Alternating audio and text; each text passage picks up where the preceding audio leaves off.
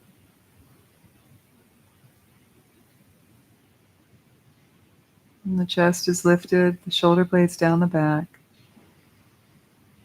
The arms relaxed and the palms face down on the thighs.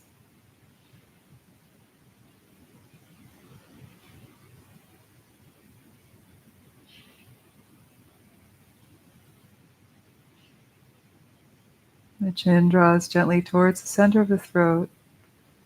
Feel the crown reach up towards the sky. Feel space between the occiput, the top of the spinal column, and the base of the skull. And relax the muscles of the neck, the throat, the jaw. And bring the tip of the tongue to rest at the upper palate,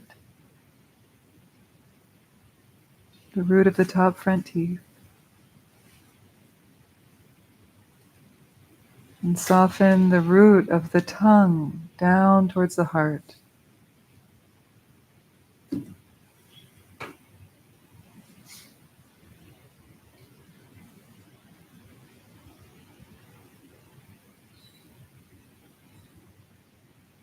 Soften the muscles of the face. The eyes can be either closed or slightly open, gazing at an angle towards the floor just past the nose.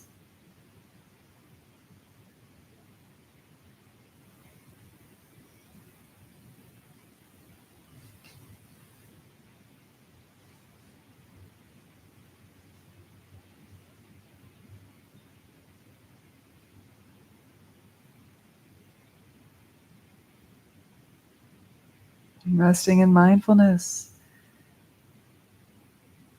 Mindfulness is a remembering to be in the moment with yourself, no matter what is here.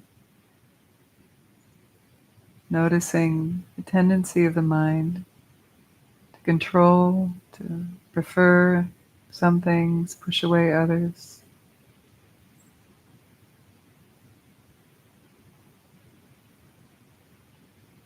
See if you can walk the middle path between the extremes of craving some things and pushing away others. Can you rest in that still point between the two?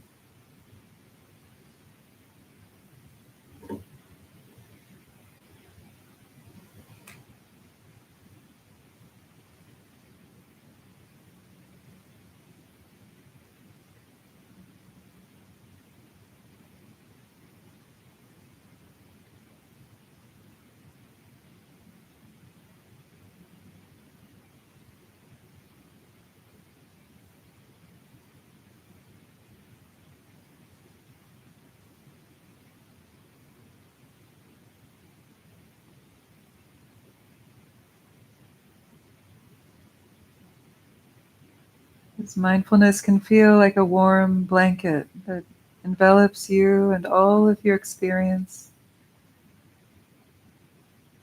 A soft, soothing energy that holds you, holds your mind, holds your body, holds all of you, feelings, sensations, emotions.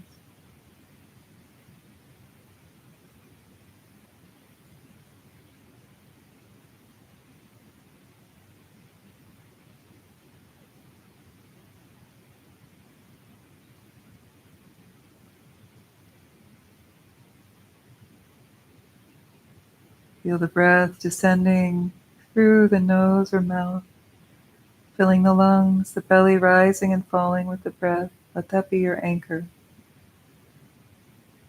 Tactile sensations of the breath as it flows in and out of the body.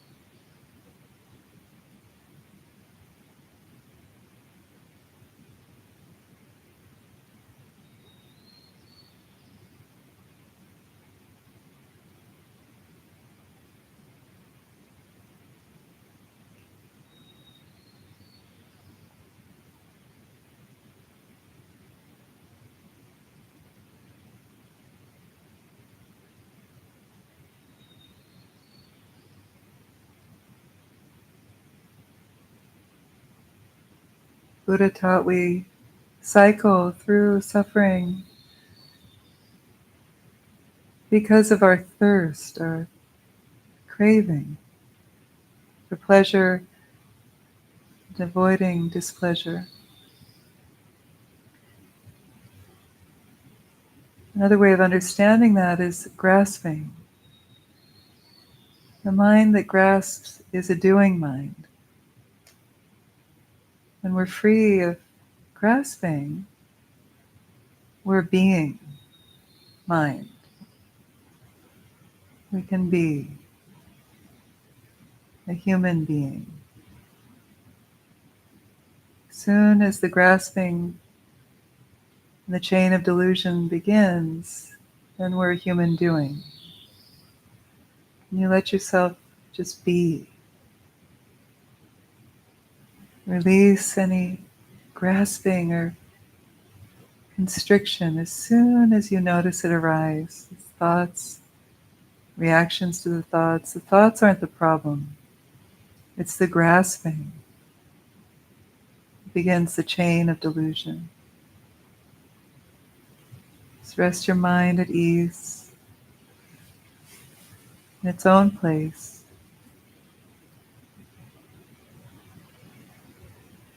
With mindfulness.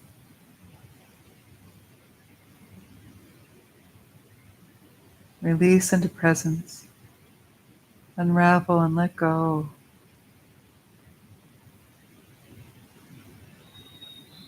Grasping onto thoughts, letting go.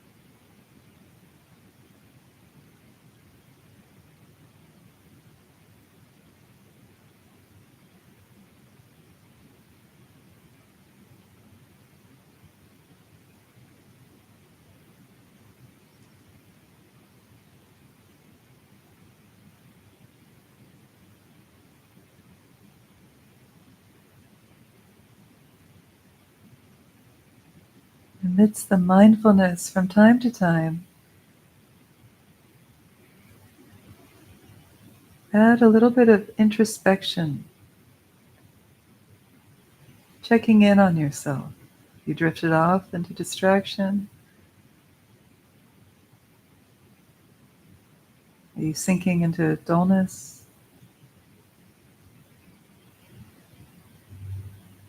And gently redirect to that center stillness, increase clarity, relax more deeply,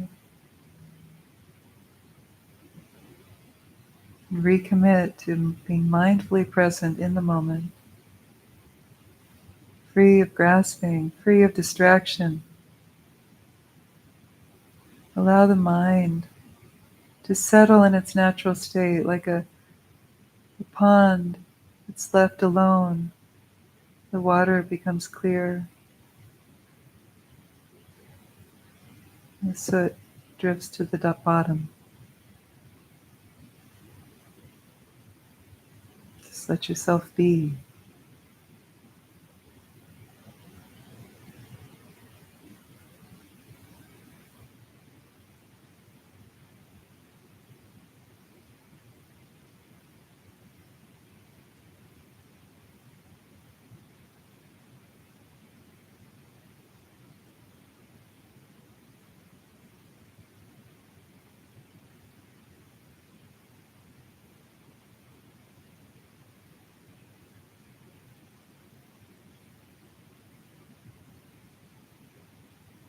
Resting in the threefold emptiness,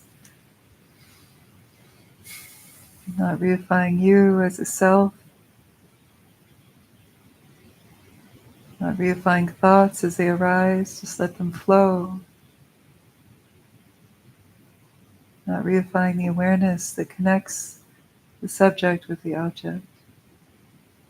Rest in the empty, interdependent experience,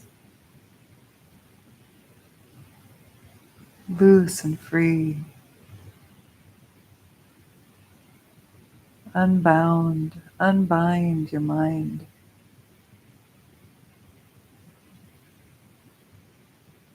Let it be vast like space.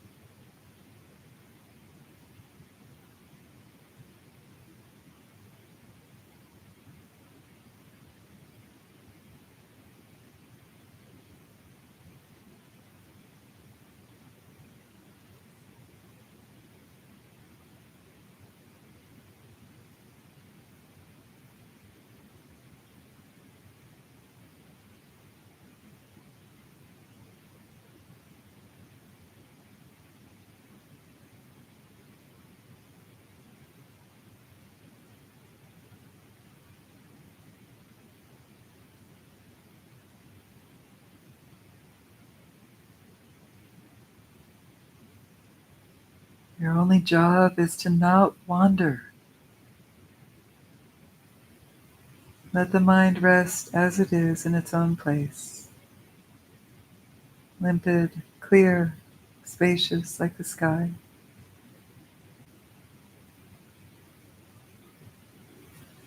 Wandering begins the chain of delusion. Release with the out-breath.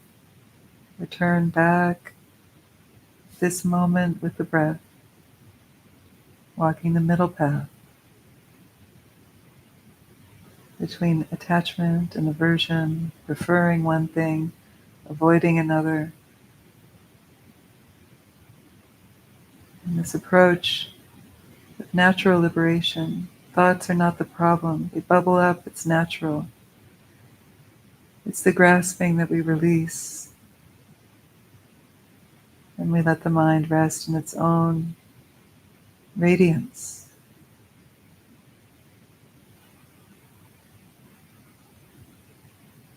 Wakeful,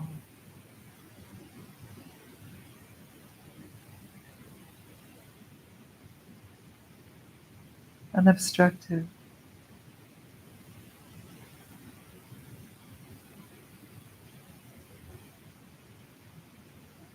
free of center and periphery.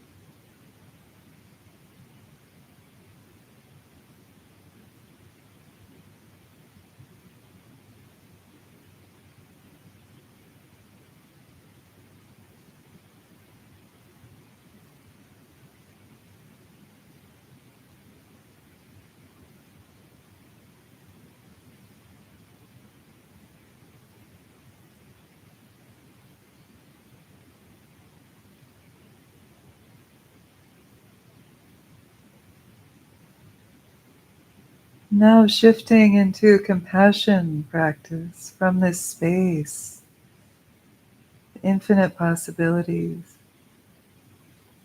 Tonglen is a practice for cultivating a greater capacity for compassion for ourselves, compassion for others, even our so-called enemies. And we'll move through the four main phases of Tonglen. The first phase is to flash on emptiness. And perhaps you've been resting in it already, this feeling of infinite possibilities. Nothing is solid. Nothing is static. Absolute nature of mind.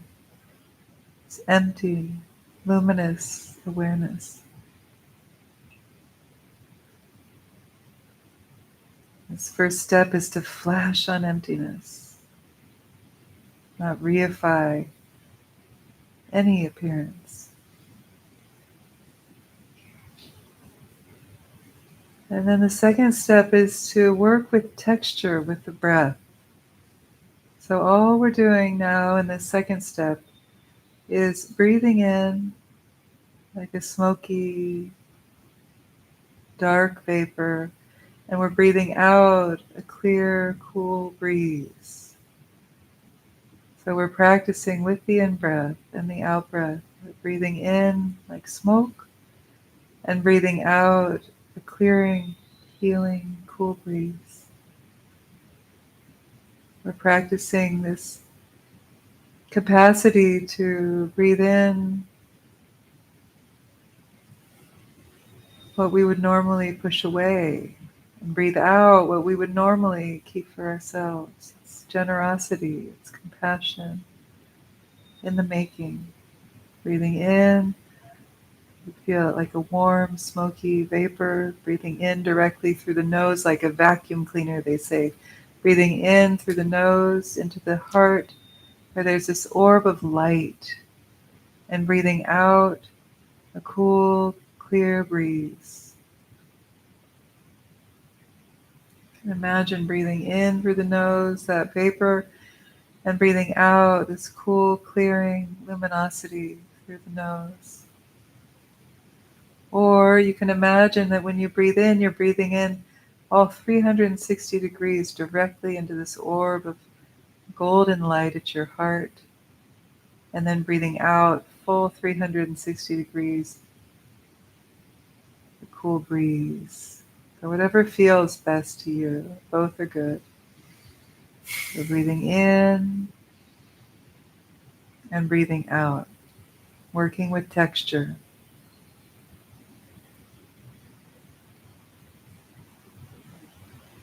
Remembering that this orb of light at your heart chakra is the Buddha nature within you that's indestructible, undying, unborn.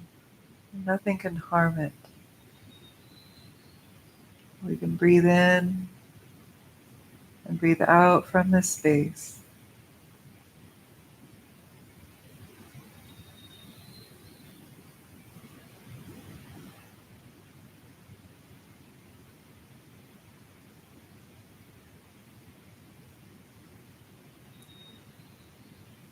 And then now we'll take the third step, which is working with an object, working with a person, someone we know, or an animal even. Someone we love, we cherish, but someone towards whom it's easy to feel care and warmth. And imagine them appearing in front of you now in your mind's eye. This person may be going through some hardship. We're working with someone we love and care about who's having a hard time.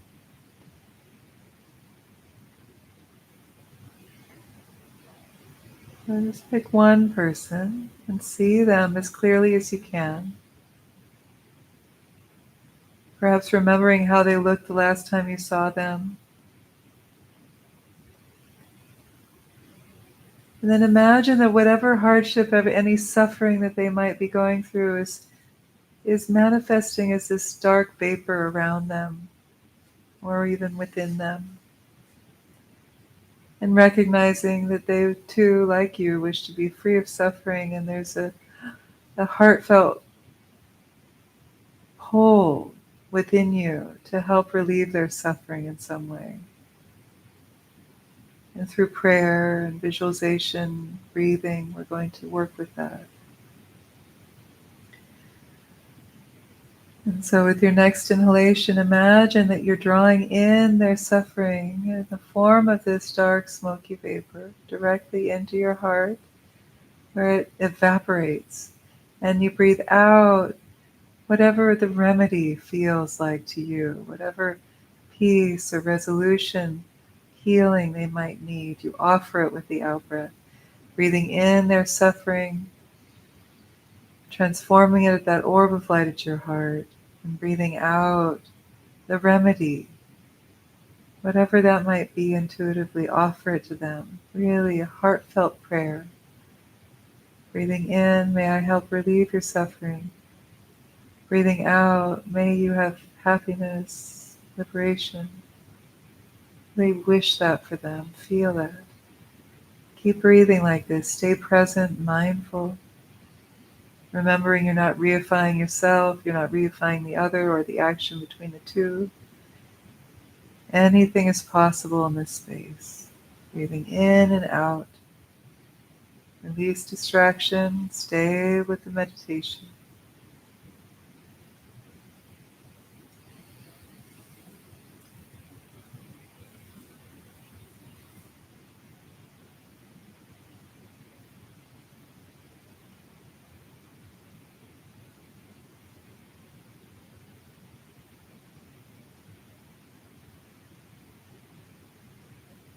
With each breath, their burden grows lighter.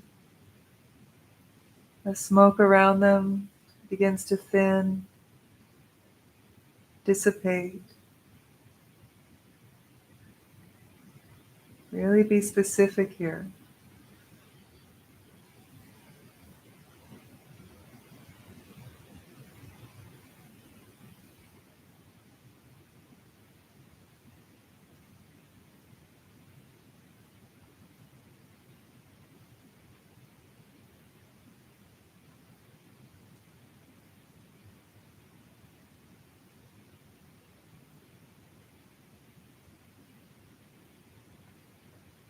And over the course of the next few breaths, really see them become completely free of their burden.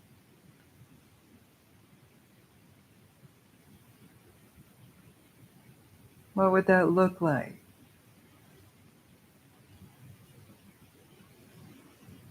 Perhaps they would have a glow. Perhaps they would smile.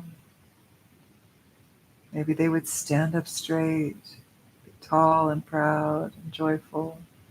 Really see them in their full flourishing.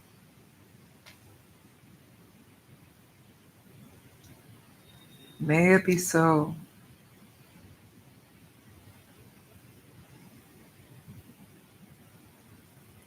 And how does that feel to you to do this and wish this for them?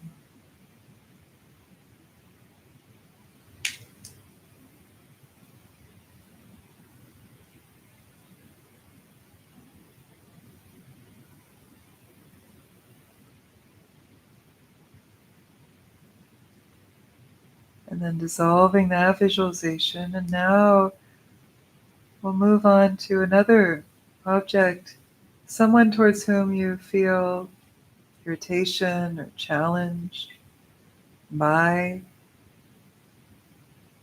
Let's work with a so-called challenging person, someone you would normally avoid or resent, maybe someone who's hurt you. Let's stretch our capacity here and see them. Choose one person. See them as clearly as you can in your mind's eye. Maybe it's somebody you love but you have a hard time with.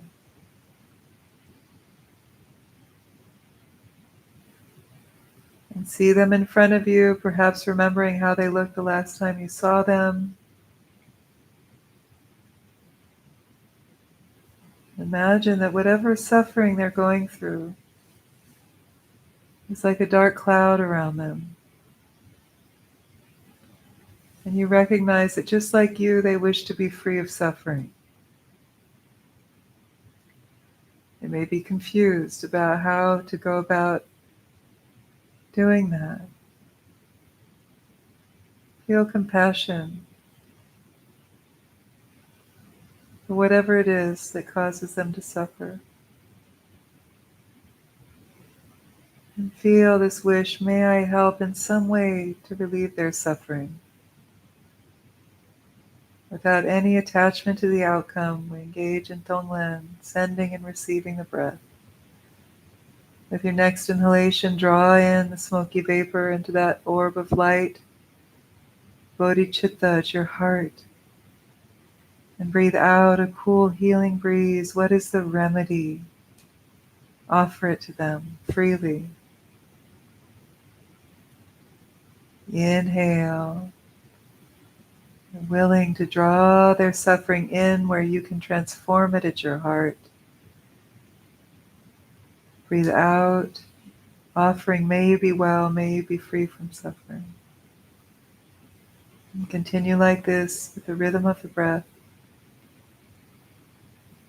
Release distraction, stay present, mindfulness. And let your heart be tenderized by the practice.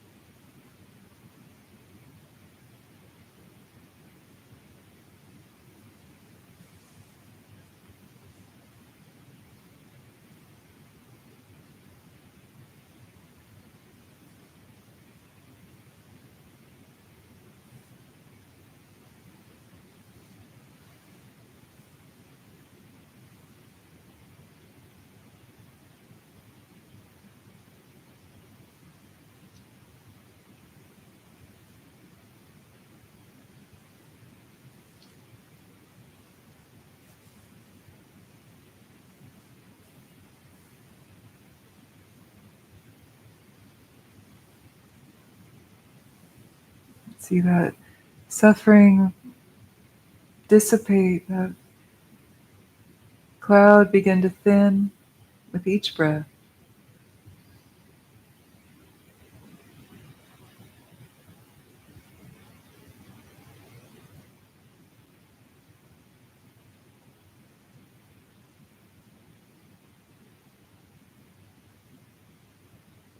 With each in-breath, it's a maturing of your capacity for compassion, capacity for patience.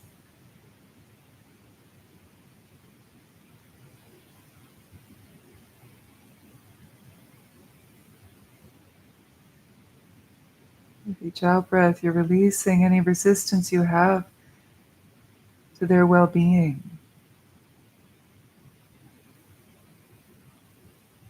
Any selfishness, any self-centeredness you might have. Letting that go and wishing them well with the out-breath, dissolving that karmic link that keeps things complicated between you. Wishing them well with the out-breath.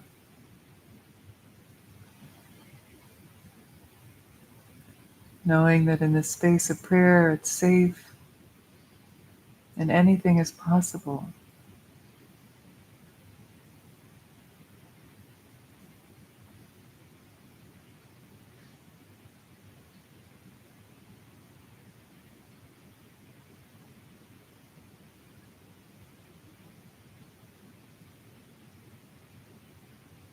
Over the next few breaths, see their ailment, their suffering completely clear. You may see them stand up taller, their disposition brighten, twinkle in their eye, perhaps a smile. What would they look like if they were in their complete flourishing of their life?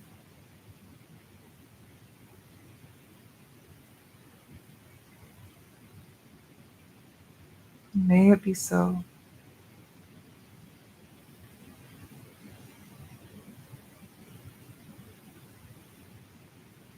May they be at peace and happy.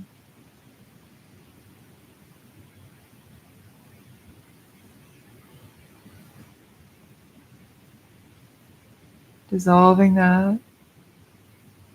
And we'll spend a few minutes now opening to the expanse of the entire world. Recognizing that the number of beings is countless, the suffering is vast, and yet the capacity for freedom and joy is also vast. And let this bodhisattva wish to be of benefit manifest through your breath,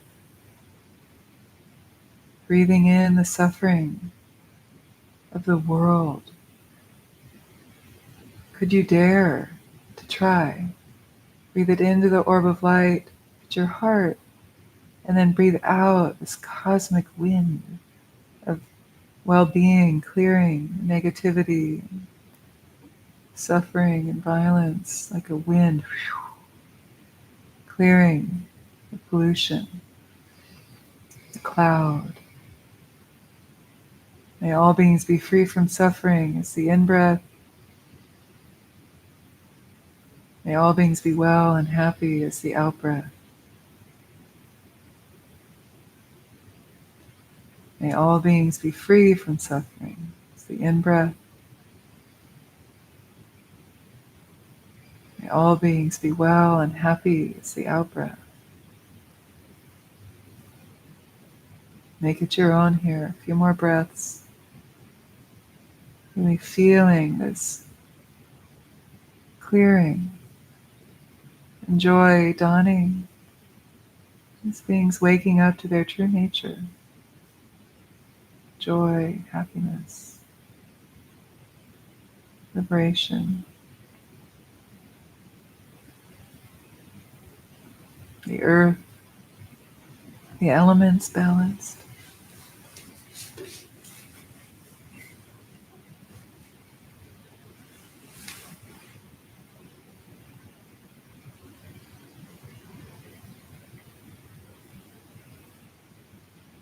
At the last breath, really see everything clear. Then release the visualization. Just rest in the natural breath. Just let the mind rest in its own place again, returning to the simple quality of being.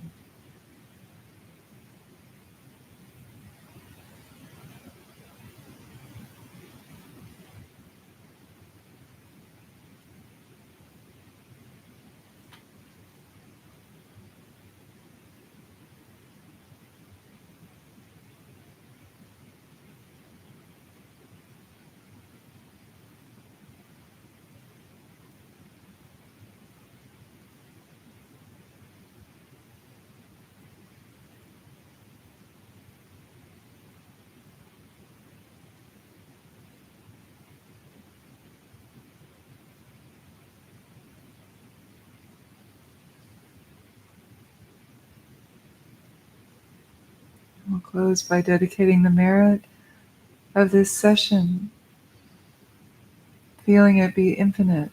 As the bell rings, feel any positive energy we've cultivated through the practice offered up. And in that offering, it becomes limitless.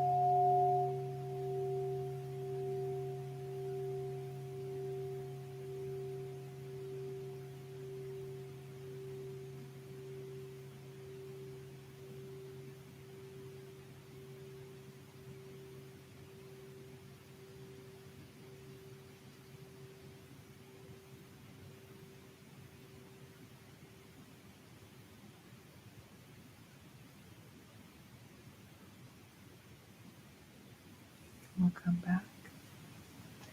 Feel free to take a moment now to stretch and move your limbs. If you want to stand up, you can. You can do a forward fold.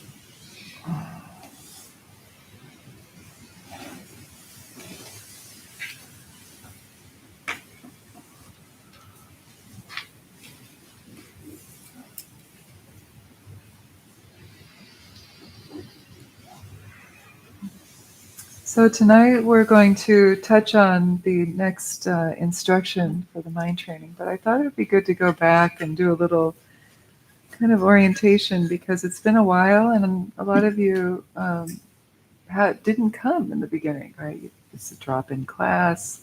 We've been doing this for about 1.5 years. So, but before I do that, how are you doing? Any questions? Anything want to come up into the space? It's a small group, so we can be more intimate. I've got my plan, but I could always throw it out the window. Yes, Manny. So after I learned Om Tade, Tutade, Svaha, I thought it'd be I thought it'd be cool to go to Berkeley Bowl and talk to all the Tibetans and let them know what I learned. Yes. And so when I said Svaha, Soho. Yeah, the Tibetans say Soha. And so I remember when you were writing it down, you mentioned that it's based off a region. Is that? Oh, I turned that off. Yeah, it's the Tibetanized Sanskrit. They do that, and that's okay. That's how the Tibetans do it. But the original, they just don't know that the original Sanskrit isn't Soha. Not all of them know. So this is the original Sanskrit. This is Sanskrit, yeah. Like when I was doing the research for my book, I talked to Khenpo Tsewan Dungyal, who's like the pinnacle of the 21 Taras tradition. He's incredible. Dzogchen master is so wonderful. I feel like he's living bodhisattva. And he guided me in a lot of my writing and research. And I asked him about that. He said, whenever possible, go back to the original Sanskrit. A lot of the mantras are a little pronounced differently within the Tibetan tradition. Doesn't mean that that's bad necessarily, because there's Shakti in those ways of pronouncing the mantra that have been done for centuries, billions and billions of times. So I learned Om Tare Tutare Ture Soha. Soha is the Tibetan way, and sometimes it's sweet to do it that way. It's a common ending to mantras. Often they say it's the ending for female deities mantras, but it's not always a hard and fast rule, and that's not true within the Hindu tantras. It's more of a Buddhist tantra thing. So Soha, Svaha, same thing. It means so be it. May it be so. It's like a declaration of rejoicing about everything that came before the Soha or the Svaha. Yeah. So they were probably they gave you their transmission. You got the oral transmission, so it's wonderful. Yeah, good question. There's a lot of Tibetans that have Berkeley. Nice. I bet they were pleased to hear you. Yeah, we have one of the largest populations of Tibetan refugees in the country, the Bay Area, because they gave a lot of visas back in I don't know when the big movement, I think it was like in the 90s. Yeah. That's why I moved here. Oh, really? Yeah. Oh, wow. Yeah, it's like the one place that I felt most similar to where I lived in India. There aren't many places in the States where you can drive down the street and see somebody walking, an old Tibetan walking with their malas, saying their manis. It's really beautiful. Yeah, special place, Berkeley, East Bay, San Francisco. Yeah, a lot of magic here, a lot of depth. Have you been to I know you have the Kyoto Foundation up on El Cerrito Hills. We should all go sometime. The Kyoto, it's like a cultural center, Tibetan cultural center and temple. The Kyoto monks are wonderful tradition. They're very famous for making their sand mandalas. It's like the Kala Chakra sand mandalas. They spend days and days creating this intricate sand mandala, and then at the end they destroy it as a teaching of impermanence, non-grasping. I don't know if they do the sand mandala up there. I think they might be doing something like that right now, because there's also the Kyoto monks that tour, and they do mandalas wherever they go. They do a big sand mandala, and then they'll also do the kind of deep throat chanting. Oh, I can't do it. That's what they were doing when I went on the Tibetan New Year. It was Yes. like really like thrilling. Yeah, really, really deep. Yeah, that's more of the gig. It's really cool when they can do it really deeply. Yeah. Anyone else? Yeah, Sandra. I was to share that it was the first time that I was practicing Tonglen. Tonglen. Yeah, Tonglen. Good. With this step of the texture. Yes. And it was really interesting because it was very embodied for me. Like Mm. feel like very deep my lungs. Yeah. Really smoky Yeah. sensation. Like something that I would probably Yeah. normal situation avoid. Yeah. But it was actually beautiful to see like okay, I can handle this, I can take more of this. And like trust in my heart, literally. Yes. As you say, that it can be transformed. Yeah.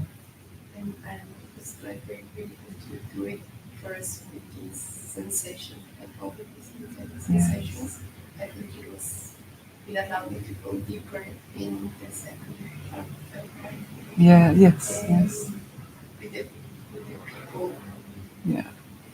Yeah, so I wanted to share that because it was the first time. Yeah. And like it's really, really helpful to do it first with the sensation and then actually going through with the mind of bringing someone in. Yes. Really powerful. That's wonderful reflection. That the importance of the somatic, the feeling of it first before it gets into the kind of ideas or visualization. Yeah, that's from the Trungpa tradition that Pema Chodron teaches. So, like in her book "Start Where You Are," she teaches these 4 steps. It's very good. It's not the only way. There's so many different ways, but I like that too. And it is challenging. It's like, why would I want to breathe in the smoke? But like you said, you get to discover your resources, and it's like we're growing our ability to include things because we have to include it, right? We're slapped around by life all the time, right? So we're kind of learning how to work with that while we're in this safe space of the cushion. These mind training teachings, these instructions, these meditations, they're basically an alchemical practice. It's one of the things I wanted to say is the Tonglen of giving. So Tong means to send. Len means to receive or to take. There are 2 verbs that are put together as a compound word, Tonglen. So you're sending the well wishes through the breath, and you're receiving, you're taking in that which you would normally push away, the suffering of others. And you can work with yourself too. I didn't do that step tonight because we didn't have that much time, and I wanted to give you a sense of how to work with the texture and work with others. But you could also do the first 2 steps, flash on emptiness, work with the breathing texture, and then scan your body and go, okay, what's up with me? what needs to be included? What needs to be welcomed home? And so those of you who've come regularly, we've done that a lot. So you can, with texture, you can breathe like, okay, maybe you have tension in the belly. Maybe there's some fear or anxiety in there. Okay, what if I were to breathe that into my heart, welcome it home, and breathe out relaxation, whatever the remedy is. So you're breathing in whatever ailment you have, and then breathing out a remedy. And often the remedy is just more spaciousness. It doesn't even have to be like an idea of like, oh, relaxation or, healing. It can be just breathing in is allowing that feeling to actually be felt and experienced fully. And then the out breath is also like an instigation of more spaciousness. Like, can I be spacious with this? And just let it be. Not try to squeeze it out or avoid it or change it. Because that's very healing. So in that way, Tonglen, this giving and receiving, is essentially a practice of alchemy. and transformation of adversity into the path. And that's what mind training is all about. When the world is filled with sorrow, transformed all felicity and adversity into the path of awakening. That's one of the slogans early on. So these are training, these instructions, this meditation on Tonglen are trainings. So, and more specifically, like the 59 one-liner slogans that we're learning are the training. That's the training. We're studying, we're thinking about it, we bring it into our life, test it out during our day, during our meditation. And then Tonglen is actually the practice. So the slogans are the training, and the Tonglen meditation is the practice. Okay, yeah.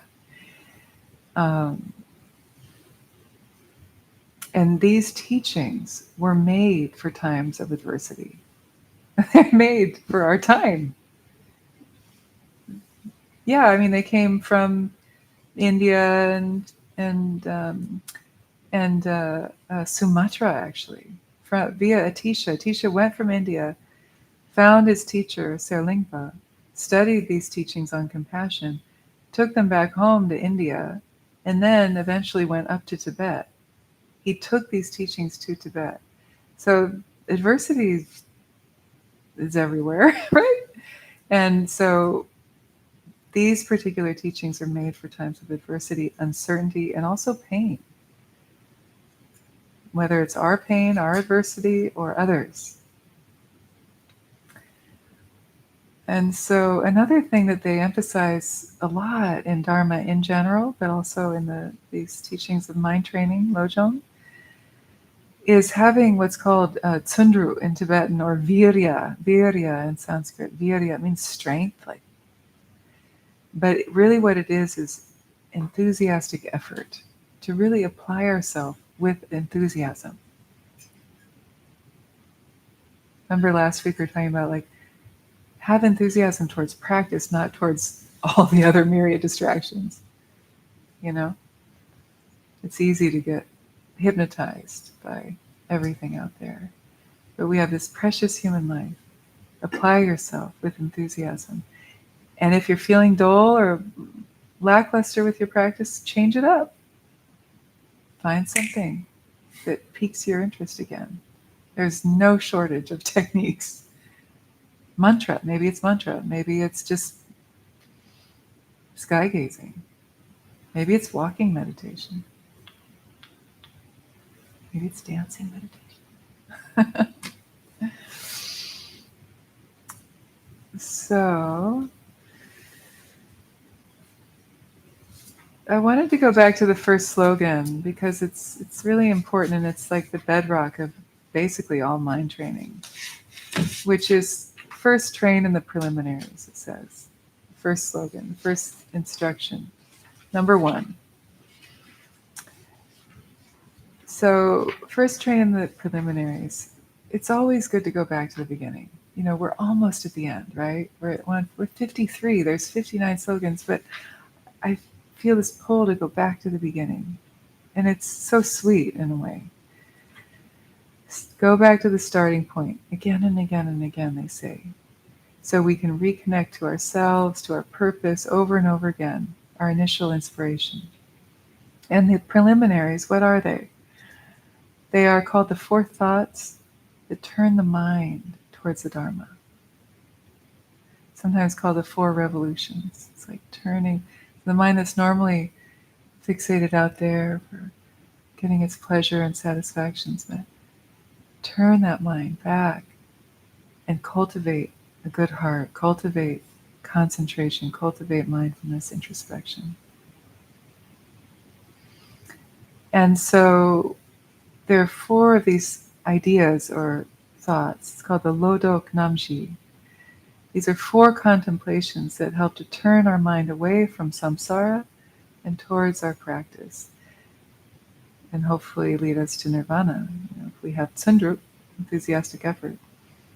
So the first, and this can be done in our daily life, it can also be done on the cushion as formal contemplations. The first of these four is to maintain an awareness of this precious human life that we have and to not waste it. We might not have a human life next time around. We might be reborn as a stink bug. I was watching hawks flying the other day. I was like, if I was reborn as a hawk, it wouldn't be so bad. They're just, they go so high. They're riding the trade winds or whatever they are, the winds. The what? The wind thermals. The wind thermals. They're riding the wind. God, what joy that would be. But the human life is said to be the best because we have this frontal lobe. We have the capacity for rationale, for directing our life and towards the spiritual calling. So with a human life, we can practice the Dharma. They say with the human life, you have just enough suffering and just enough pleasure to keep you on the path, Whereas if you're a god, if you're in the god realm, it's just so blissful. You don't practice the Dharma. You just spend all your good karma until eons later you fall down to hell and you have to work your way back up again, they say, in the 6 realms of samsara. So, precious human life. The human life is just right. Not to, what is it,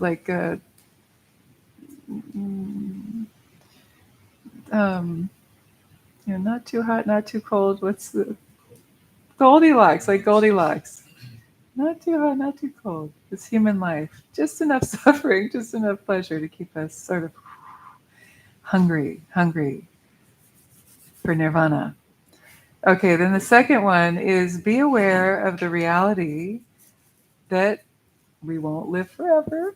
Life ends. Impermanence. Death and impermanence. Yay, comes for everyone. Impermanence is a great teacher. So this is the second thought that turns the mind towards the Dharma, is just also realizing that nothing lasts forever, to not grasp too tightly, that everything that's born dies, everything that's made will dissolve and crumble. And so we can hold people and things and ourselves with a bit more kind of open-handed acceptance and permission to do whatever it's doing. And to die without regrets, right? It's kind of a cliche, but it's true. What if we were to die tomorrow? What would I have wanted to do differently? Would I have devoted my life more to my practice and my internal cultivation? Or would I do other things? So then the third thought that turns the mind towards the Dharma is to recall that whatever you do, whether virtuous or not, has a result. What goes around comes around. This is karma. Every action has a reaction. The law of cause and effect. It's like an internal, I taught this to my kids when they could understand stuff. It's like karma's like an internal policing system. If I know that I do a shitty thing, then shitty things are going to come back to me. I'm not going to do the shitty thing. It's good. If everybody sort of respected karma, it'd probably be a better place. Huh? Yeah. So, karma. So we have precious human life, impermanence and death, and karma. And remember, karma is not just a bad thing. There's good karma, neutral karma, and negative karma. And depending on our motivation for our actions, our speech, that determines the outcome of the karma. So if the motivation is good and compassionate, then the outcome will be positive karma. If it's hateful and mean, self-centered, then the outcome will be negative. Neutral karma is like you do something without knowing it. You might hurt somebody, you didn't mean, I'm sorry, That's kind of more neutral karma. It's the motivation that determines the outcome of karma. So it's good to check your mind. What is my motivation here? Only you can check your mind, right? Only we can do that. Only we know. We have to live with ourselves, Okay, we want to make it a good place. We want to feel good about ourselves, yeah? Okay, then the fourth is the fourth is interesting. This is the way one commentary explains it. To contemplate that as long as you are too focused on self-importance and too caught up in thinking about how you are good or bad, you will suffer. I don't know if I like that so much. So basically what this fourth one is to recognize the unsatisfactory nature of samsara. You're never really going to get the satisfaction you want in this impermanent, kind of ever-changing, conditioned existence. That we all, like the Dalai Lama says that, like if our basic nature wasn't good, we wouldn't long for good. We wouldn't long for liberation. We know it's possible. That's our true nature. The Buddha taught that we all have that spark of Buddha within. We are all Buddhas, just covered by a bunch of shit. There's a bunch of confusion and forgetting and insecurity, neuroses. But you are a Buddha under all that gobbledygook. That's why last week I said, what if we looked at each other through the eyes of recognizing that Buddha nature within each other? And reflected that back. I could be your mirror. So when I do my work, I can be a better mirror for you, right? You do your work, you can be a better mirror for me. Less fear, more love, more confidence. And practice is what gives us that confidence. So we get up off the cushion, and if we hit some bumpy roads, we remember who we are. We're more stable. Practice. So because samsara won't give us the satisfaction we're seeking, we look for the well of being deep within us through practice. This Buddha nature is what is the wish-fulfilling gem that gives us that satisfaction. It's not through sensory pleasures out there, it's through this deeper pleasure. A pleasure that's so much greater than any kind of thing you could get out there, any pill you could take. And you taste your Buddha nature, it's like, oh my God, this is what I've always wanted.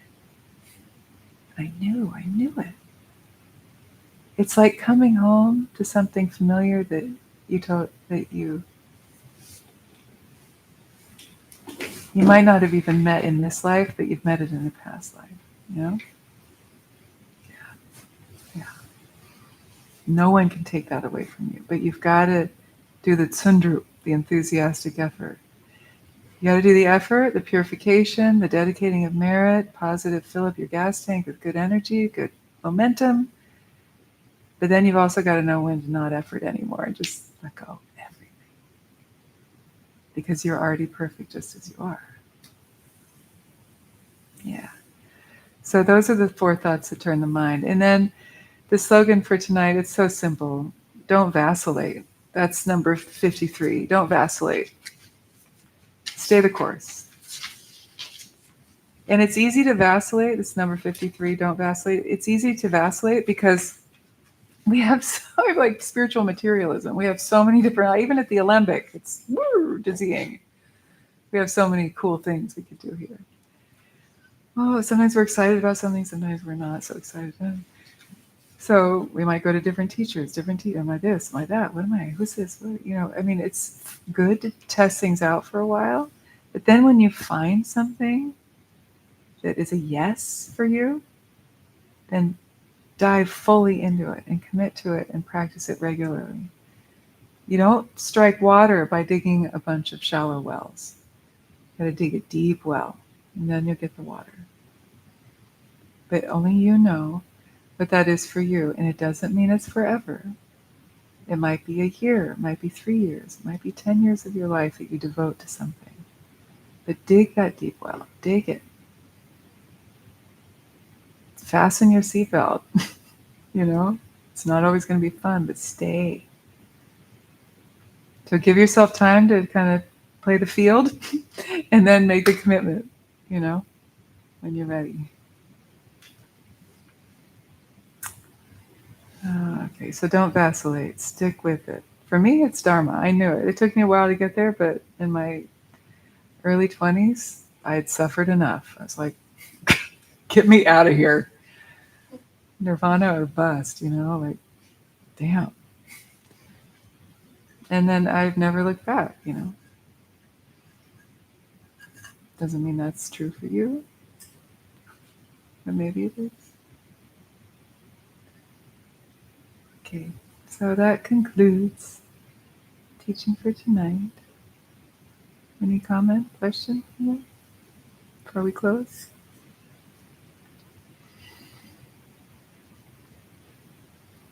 Four thoughts that turn the mind. Let's do collective recap. What's the first one? Precious Yeah. human life. Yes, this precious human life. Number 2. Impermanence. This precious human life will falter someday. Yeah, death and impermanence.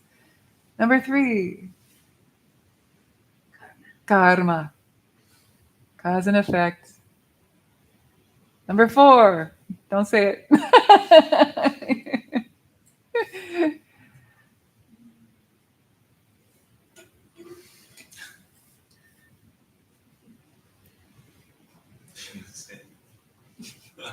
for it.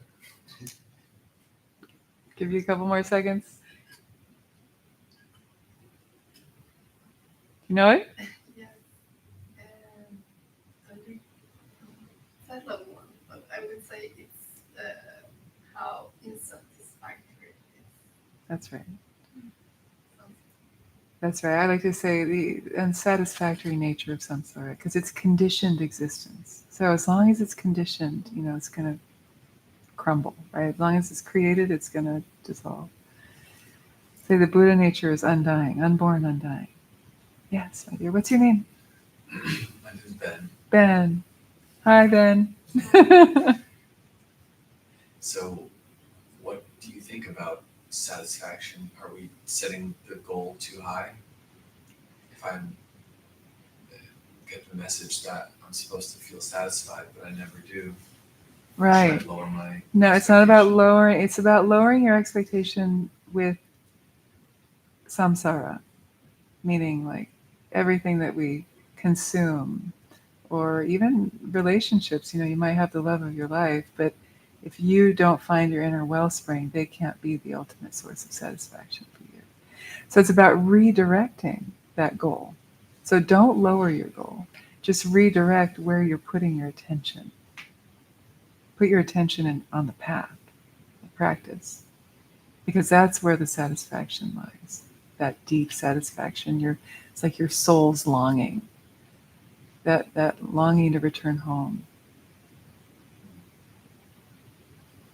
So instead of, like, in general, you're here, so you guys are hungry for Dharma, but like basically what this means is, like, instead of looking for your satisfaction to be fulfilled in like sex, drugs, and rock and roll, for example, turn towards the Dharma, do your practice. In Tantra, you can have sex, drugs, and rock and roll and practice. But that's like, the advanced. You got to lay the foundation for a while before you start playing around with fire.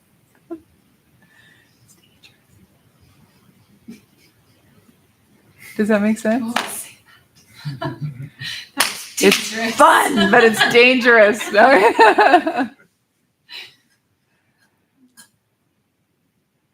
People are complicated,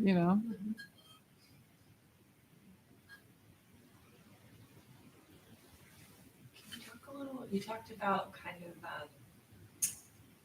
you didn't quite say it, but sort of like, it when you see it, when you're coming back to something that you, Yeah. like, can you just talk a little more about that? Like, it resonated with me and I can't even like describe it super well, but. Yeah, it's like knowing a place that you've never seen before, Yeah.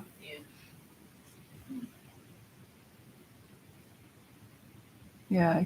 And does that kind of mean like when that, because I've had versions of that actually before, which is like super wild, and then I went to go visit that place, and I had no idea that was actually the place that I was thinking of before, because I didn't know the name of it, and when I came upon it, I was like, oh shit, this is the place. And so I don't like that, like resonance or alignment. I don't know what that means, but it's pretty cool. Yeah, it's like it's the returning to the source of who we are. It's like we're nothing and everything, and then we've chosen to incarnate for some reason to play around with this particular circus configuration, to probably play out some karmas that we have together. Like we have karma together because we're here.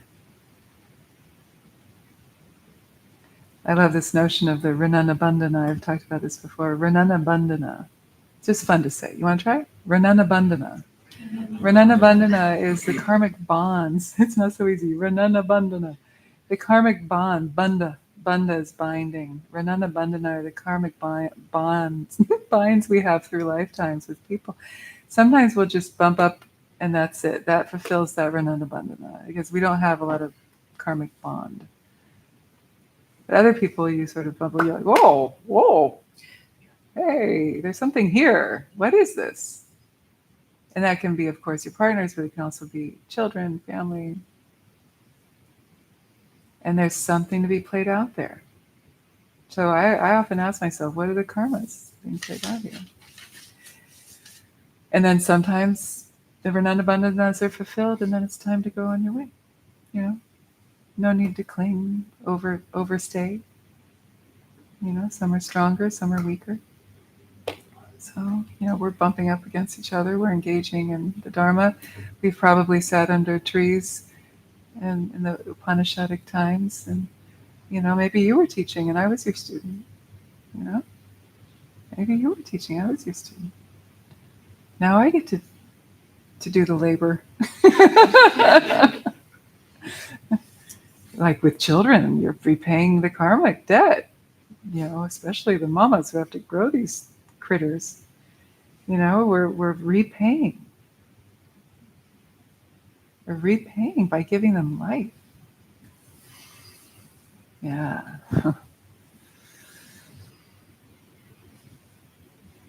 And then they owe us. Okay. Yeah. Or maybe the debt is canceled and we move on. Yeah. Okay. Well, let's close. Let's also just again come back home to ourselves and feel the goodness, this making good use of this precious human life, not wasting it. We're practicing Dharma. That's the point.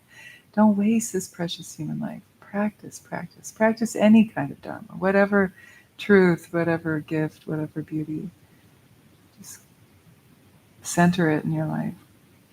You dedicate the merit of this time together for the benefit of others, especially those who may not have the freedoms and endowments to do practice. We offer it up. We don't keep it for ourselves. We offer it up.